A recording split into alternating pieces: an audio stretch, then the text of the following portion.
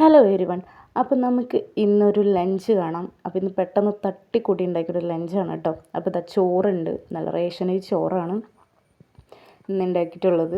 പിന്നെ അതിൻ്റെ കൂടെ തന്നെ കഴിക്കാൻ വേണ്ടിയിട്ട് ഇത് കുഞ്ഞൻ മത്തി കിട്ടിയിട്ടുണ്ടായിരുന്നു. ആ മത്തി മുളകിട്ടതാണ്.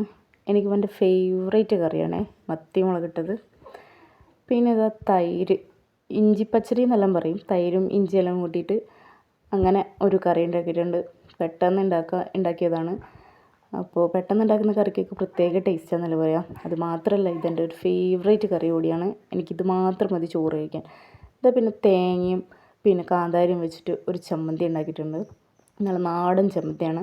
പിന്നെ അത് കേബേജും ക്യാരറ്റെല്ലാം കൂടിയിട്ടിട്ട് ഒരു ചെറിയൊരു തോരൻ ഉണ്ടാക്കിയിട്ടുണ്ട്. ഇതെല്ലാം പെട്ടെന്ന് ചെയ്യാൻ വേണ്ടിയിട്ട് ചെയ്തിരുന്നു. ലേറ്റായി പോയി അടുക്കളയിൽ കയറാൻ, അതുകൊണ്ടാണ്. പിന്നെ കാന്താരി സിർക്കയിലിട്ടതുണ്ടായിരുന്നു. അപ്പോൾ ഇതൊക്കെ കൂടിയിട്ട് ഞാൻ ഇന്ന് ഫുഡ് കഴിച്ചു. അപ്പോൾ എല്ലാവരും ഫുഡ് കഴിച്ചോ? ബൈ.